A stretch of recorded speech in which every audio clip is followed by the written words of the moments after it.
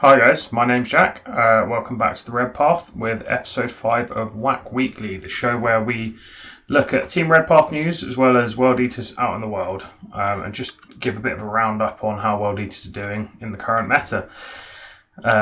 Spoilers, not great.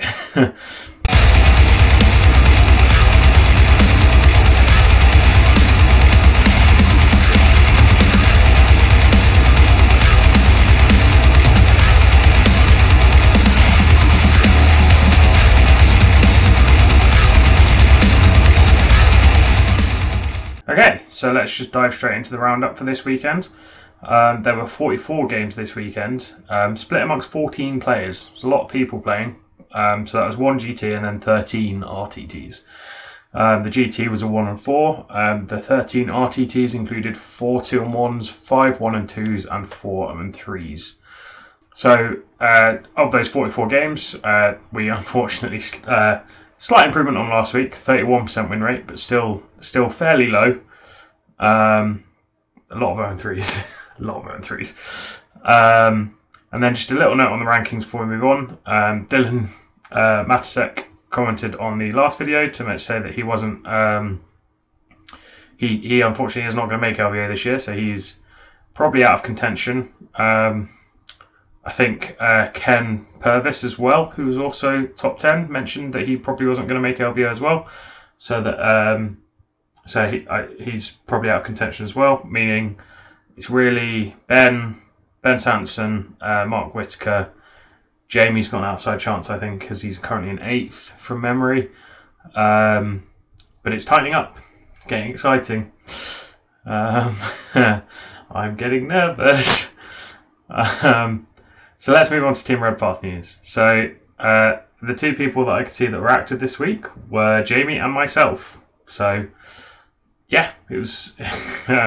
We both played in RTTs this week. Jamie's was a slightly different vibe to mine, so I'll start with his. Jamie played in the Gemhammer charity RTT in Ohio in the US. There were some very wacky rules based on charity donations, and I also believe there was a list building stipulation that everyone had to bring a Lord of War. So Jamie brought a Lord of Skulls, but I know there were also specific strats that were tailored to each of the players because I think it was quite a small 8-player RTT, and you could donate money to charity to get points, and you'd spend the points on like strats that people could use in games. So I know in one of Jamie's games, one of the other tables decided to drop a nuke on their table, and it just did more wounds to fucking everything, which is hilarious. And by the sounds of it, Jamie had a really good time. So with that in mind, let's have a look at his list. So we talked about it a little bit because I know he wanted to try Eternal Vendetta, specifically with a Volkite Contemptor. The theory being, especially in Lord of War meta, that you pick the Lord of War and then the Warpsmith, and the Warpsmith in particular stands next to the Contemptor, and I'm assuming also the Havocs. Makes the Contemptor hit on 2s. In round 1 he's got exploding 6s as well. There is Abaddon as well, so he's re-rolling 1s. So hit on 2s, re-rolling 1s, exploding 6s to hit, and then against presumably what he's shooting, re-rolling all wounds to fish for those mortals. And also, I mean, Volkite is still 2 damage a go. So that is basically the tech as far as I can tell. Obviously the disco in there with Flames of Spite is a decent beat stick. You can chuck and obviously if the Contempt goes down, the Warpsmith and the Disco can put their +1 to hits both on the Lord of Skulls, who's hit on 2s in combat and shooting, which makes him a bit of a beast as well. And I know Jamie was very keen to maintain 3 CP spare so that he could strat reserve the Lord of Skulls in case of certain enemy armies, if they could shoot the Lord of Skulls reliably off the board in turn 1. But that's... yeah, that's quite funny. I think actually Jamie might have been putting Abaddon's full rerolls on the Lord of Skulls, not Lord of Skulls, the Contemptor. That core keyword is really nice. putting full rerolls so you could fish for 6s to hit for exploding 6s in turn 1, which is really, really nice. And then the Havocs just get reroll 1s passively from standing next to him, which is also quite nice. Other than that, there's obviously not that much to this list. After a lot of Skulls and Abaddon, you don't have too many points to play around with. I do really like the tech. I think it probably works, but it only works into like some matchups, and the part of me that wants like to take all comers is hesitant to test it in like a proper tournament that doesn't have the stipulations where you know you're going to be facing one big target every game. Like for sure, armies will have one big like a target that is priority that you need to kill. So like the things that come to mind are like the Terminator blobs that we're seeing in Chaos Space Marines a lot. Warrior blobs for NIDS, maybe a big crisis bomb for Tau, stuff like that. Maybe I mean, we don't really know what guard lists are going to look like yet, but if they're bringing a super heavy, that means a Lord of War. So that could be quite nice, especially with them going to T9, I believe. The other downside, obviously, for me, because I have come to rely on Abaddon's Warlord traits, the only one that actually does anything for us is the, I can't remember what it's called, +1 attack or +D3 against Imperium, and then reroll charges natively. The amount of times I've had to reroll Abaddon's charge because he's like fallen over a stick or something is, yeah, a lot, basically, and I'm not sure I could deal without it. Basically, the reason I'm saying that, sorry, is one of Abaddon's Warlord traits is Eternal Vendetta as well, and obviously you can't take multiples of the same Warlord trait, but Abaddon's Eternal Vendetta only works for Black Legion, because it is Legion locked, which means we can't use it. So, it's a choice, you have to make a choice. And obviously, Eternal Vendetta, I would argue, is a more shooting, or has more value as a shooting thing for us, because you generally probably don't want to be concentrating all of your melee assets in one spot on the board. It'll be even more niche if you try and use it in a melee setting, so I think this is definitely the play if you want to make Eternal Vendetta work, and I think it does have legs against, as I say, when you know you're playing a Lord of War meta, which might be a thing coming soon with Guard, who knows. But into certain things, Votan, you can't reroll wounds, so it instantly is a wasted CP. Other things, Quins, maybe, they just don't have big priority blobs that you'll need to reroll wounds against. So I think, I don't know, I think it has in the games where it's good, it'll be really good. In the games where it's bad, really bad.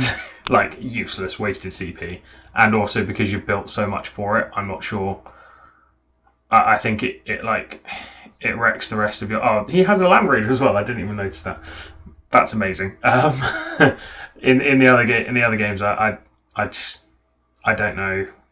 I think you've dedicated too many points to trying to make it work at that point, and it's too much investment for me, I'm afraid.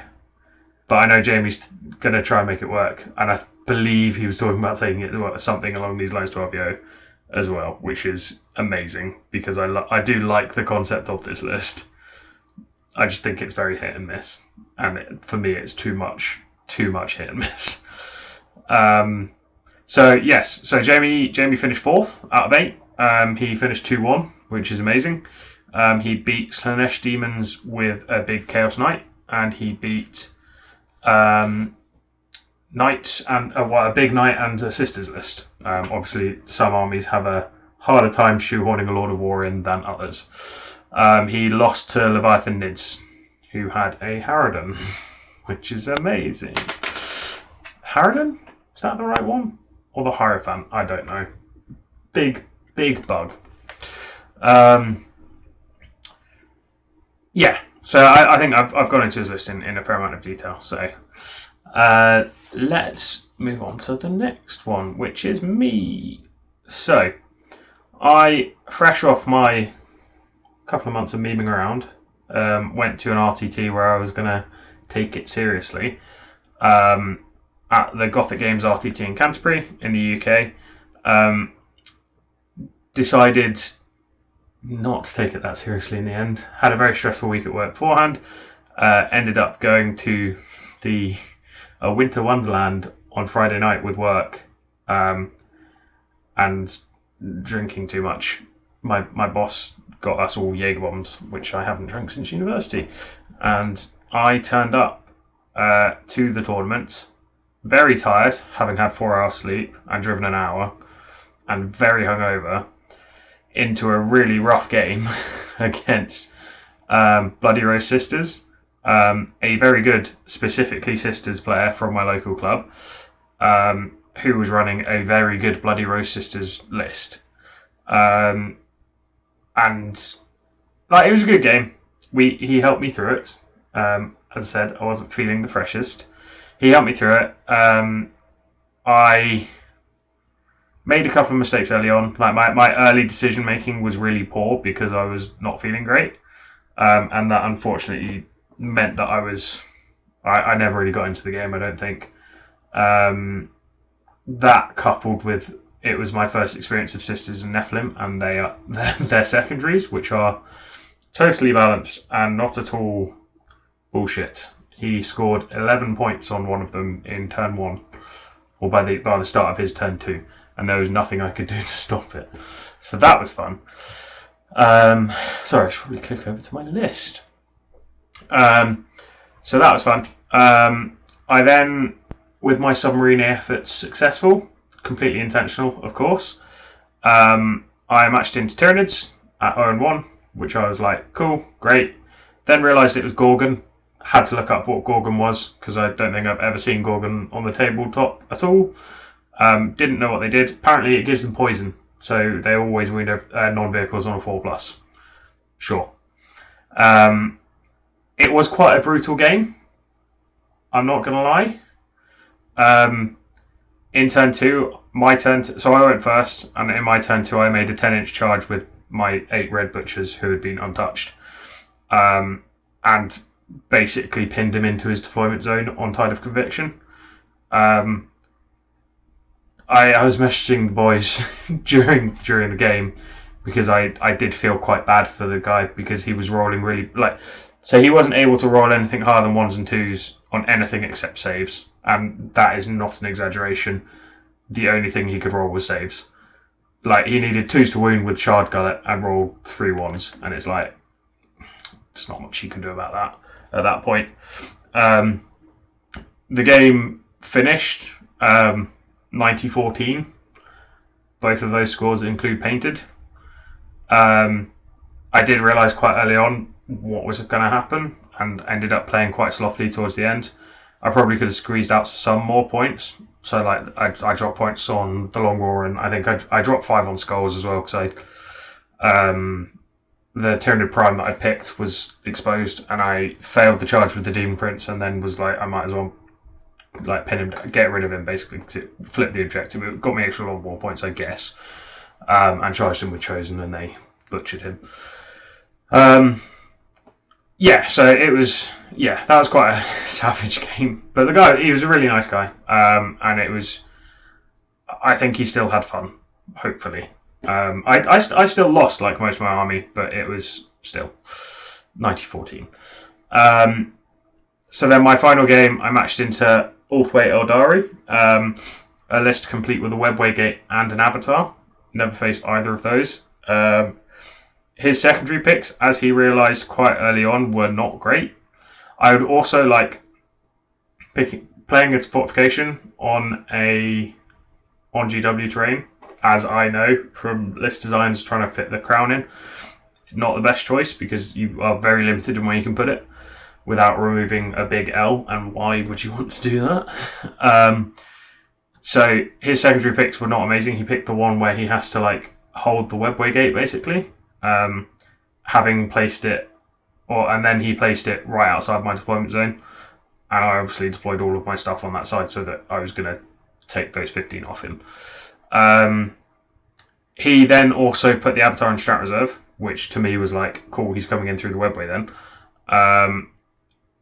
So, background, the mission was Death and Zeal, so the Khorne's deployment zone. I skulls the Avatar as soon as he said he was putting it in strat reserve, because I was like, cool, I'm just going to focus everything in that side and bum rush him with everything that I can, and hopefully something will kill him, and it's 10 points. Ideally, it's the Demon Prince that kills him, then it's 15. I then won first turn, so the Rangers he'd put right next to the Webway Gate to start scoring early.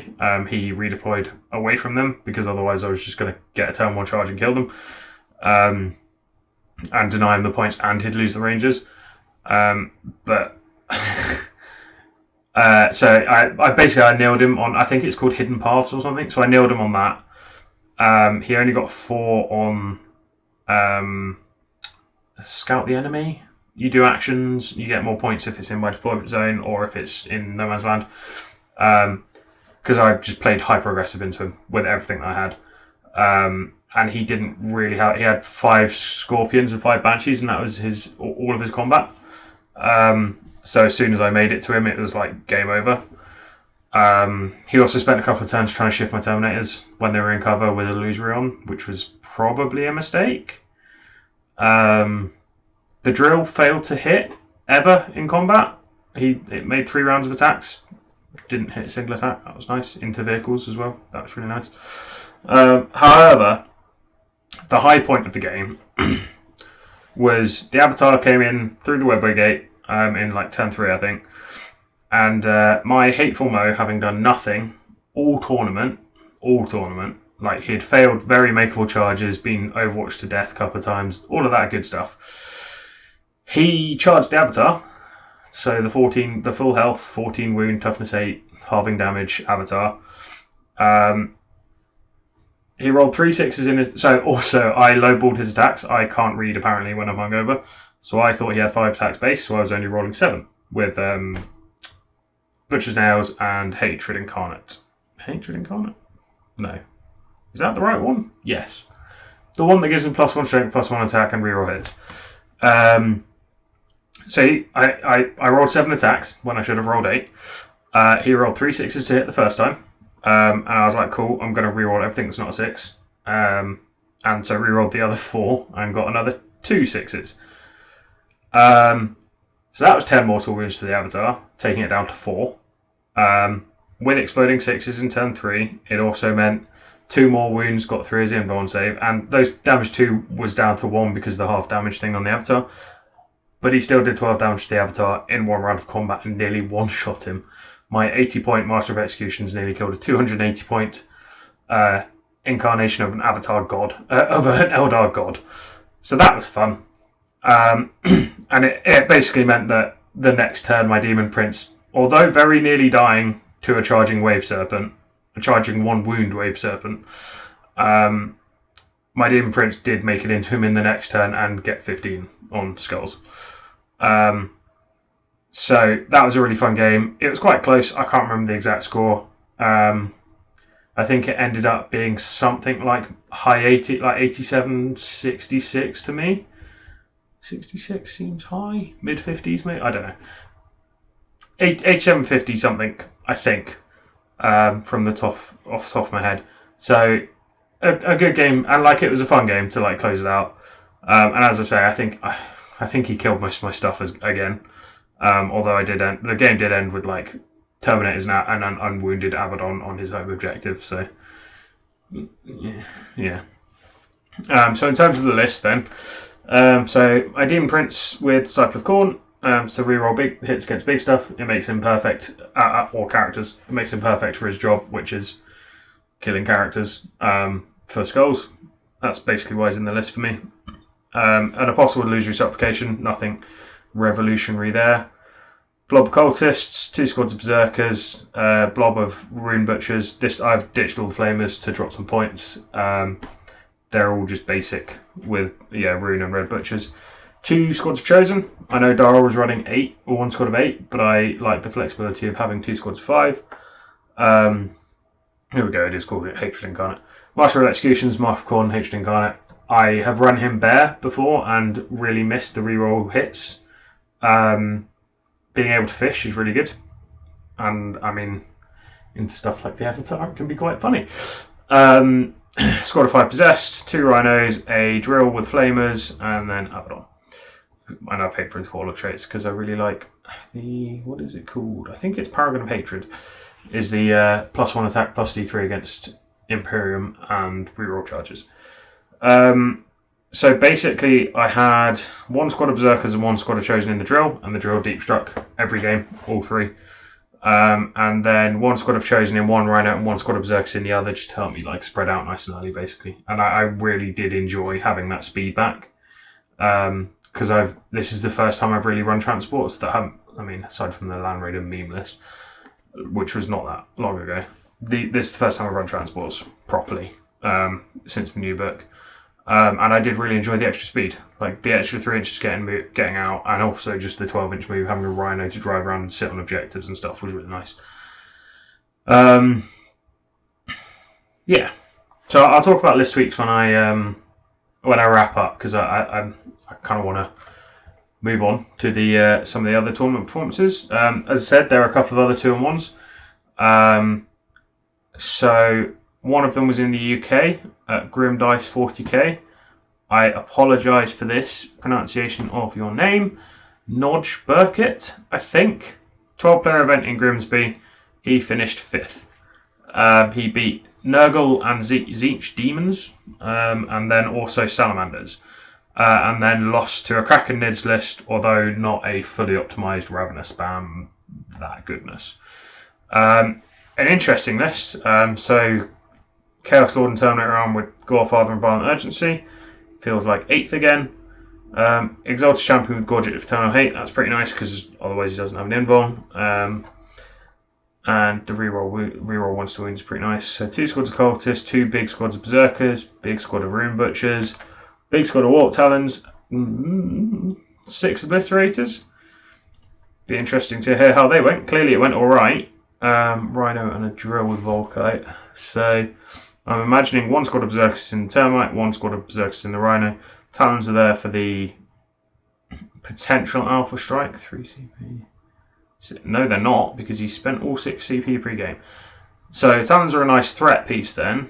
Obliterators, I'm really not sure how you use 3 Oblits.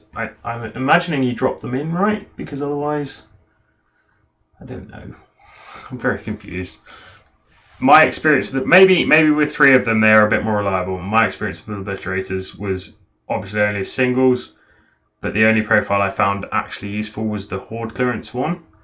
But that was probably just because of the way I was using them. Maybe with 3 of them they pop off, and their damage 4 shots are actually useful. Damage 2 shots maybe into certain things. I guess they might be alright into demons, although I guess the Horde clearance was pretty good into demons as well, actually, to force the just force saves. Yeah, so an interesting list and something we haven't really seen that much. I know people were very high on Obliterators when the Codex first came out. The 90 points for the 3 gun profiles, one of which was damage 4, and then a decent number of attacks with a no -1 to hit Power Fist. Pretty good, but I think there's better ways to spend your points, if I'm honest. I basically describe them as fat Terminators to anyone who asks, because that's what I see them as. I don't know. Maybe they're better than I think. Someone in the comments, please explain the virtues of Obliterators and World Eaters to me, and why they're better than other choices. I would genuinely like to hear an explanation, because I don't understand it. And I'm keen to. If they are really good, if I'm sleeping on them, please tell me, and I'll get them in my list. So yeah, a cool list, and obviously 5th place, so he did pretty well. 2-1 is also again pretty good. So yeah, and then the second 2-1 was in Canada, a really cool named event called Power Fists and Psychers. So this is Ryan Totten's list. 22-player event in Canada. I believe he placed quite highly. I have shut down my thing. He finished 4th, which is obviously great. So he was using WTC scoring. He had fairly heavy wins against Tau Set Tau, which is always good. No one likes Tau. Always good to see them lose. And all 3 with an Avatar. Again, Ulthway, for some reason, I hate more than other Eldar just because they have 4 bullet points in their Legion trait and we have 1, and that makes me really salty. Anyway, I digress. And then he lost to Death Skull Orcs. Death Skulls are the... What are Death Skulls? Are Death Skulls the fast ones? Death Skulls might be the fast ones. I don't know. Goths are the Exploding Sixes. Blood Axes are the sneaky ones. Death Skulls are the fast ones. I think Death Skulls are the fast ones. Tell me if I'm wrong, please. This list is a thing of beauty, and I love it. And I want to run it. So, Demon Prince, Flames of Spite. I'd probably not run Flames of Spite just because I've had bad experiences rolling ones to hit. But still solid, like, it's a solid choice. That's just me being biased. Dark Apostle would lose your supplication. 10 cultists, 8 berserkers, 8 berserkers, 8 berserkers. Yes. 10 terminators, rune butchers. Yes. 2 squads of 3 bikers. Sure. 3 rhinos. Yes. Abaddon. Yes. Love it. Really simple. It's like you shove your army across the board at them, and if they can't deal with it, they are fucked. It's so simple, and I really, really love it. Dara hates it, but I've been talking about running this kind of like Rhino Rush Berserkers, like to the extent that I'd probably drop the bikers and just add another Rhino and maybe some more Berserkers in, and maybe put them down to 5s, but that's just because I do MSU, or I prefer MSU. And then it still has all the other bits that I love. So the Terminators, Abaddon, Apostle combo, and then the Demon Prince to be your assassin. It's such a brutally simple list, and it's amazing, and I love it, as I've said many, many times now. Yeah. So in terms of units to watch, then I guess the Humbled Berserker is up there. I did enjoy my experiment with Chosen. AP4 came in a lot more than I was expecting it to. Bolters were terrible, but it's some incidental shooting in a list which doesn't really have much shooting. So I'd encourage people to try Chosen, even in units of 545 points is pretty good for them. And it adds some versatility, especially when you're dumping them in a transport with Berserkers. Because then you get AP4, you get volume of attacks, and you get a little bit of shooting within each metal box. And I know some people hate Rhinos, but I think they're great because they're a delivery system, and then they're an objective holder. And they're also, there's so much utility in terms of soaking up Overwatch, which I know isn't as much of a thing anymore, but when it comes up, it is really nice. And it feels really good. It is. I do find it hard to reflect on my games. Partly because I struggled to absorb information for the whole day because I was not in a good way. I feel like I am getting to grips with GW Terrain because I've played it properly a couple of times now. The Gorgon game, the High Fleet Gorgon game, was the most brutal one I've ever played. I think that's the lowest score any opponents ever got against me. And then despite his performance in the last game, I really need to work on how to use the Mo properly because he didn't really do much in the first 2 games. I think I need to chuck him in one of the transports with some of the other stuff. Maybe I'll chuck him in the drill with the 2 squads of 5, and then he's at least a little bit closer. And I was finding I wasn't getting them both out on the turn they arrived. I was getting 1 or none out because I was getting to drop him in good spots, and we'll see. He is very vulnerable to interrupts as well because he's not got an invulnerable save, so he can't really take a hit. I don't think he's a normal Marine with 5 wounds, which is not amazing into the stuff that you kind of want to be sending him into, because you want to be sending him into the hard stuff to kill because he's one of the few sources of mortals that we have. And as I mentioned, I did really like the return of the Rhinos. And as I also said, very surprised by the Chosen. Nice trade unit. I am tempted to run just loads of Berserkers and Rhinos for the Nottingham GT, which is my last tournament of the season, probably, which is 14th, 15th of January, I think. that weekend, whatever that weekend, the closest weekend to those dates are.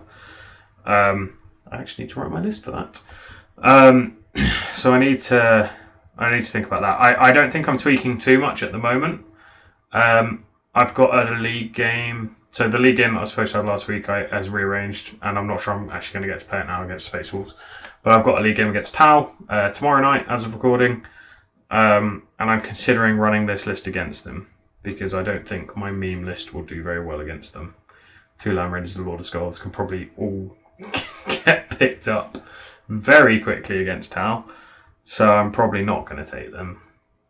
Although it would be funny. Imagine if I get first turn. No. Don't tempt me, Satan. Yeah, so I think I've enjoyed my list. I think I would encourage people before the Codex to try Berserkers in Rhinos. I know it's quite a dry play style, but it's very simple. So if you're going to a tournament for fun and you want to get shit-faced, run that list and you will have a good time. I'm telling you now. Because it's very simple. You don't need to think much to pilot it. You just need to throw stuff across, not literally, but like chuck stuff across the table. Simples. And you will still get joy out of it. So, like, as in you will succeed still. Because some armies just can't deal with that amount of aggro.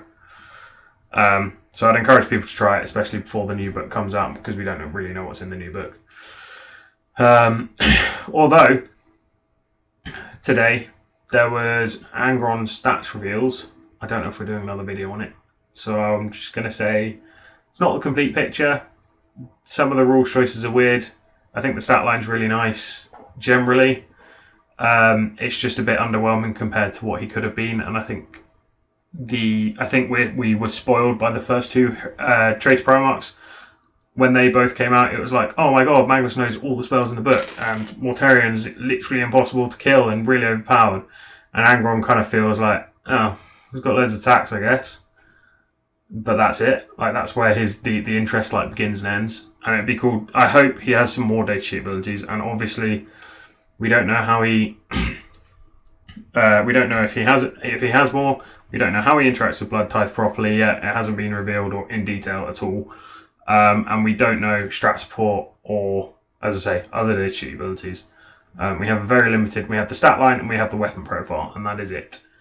We have to pick one of the 3 +1 attack with an aura, no fallback with an aura, and reroll ones to hit with an aura. Fine. Picking one sucks, but yeah. That's my very knee-jerk, quick take thoughts. Sky isn't falling. He's a bit underwhelming compared to what he could have been, but he'll be great. Like, he'll be solid. He is really fast and got a shit ton of attacks. So, fine. Yeah. So then the last bit. So just looking at the great game again.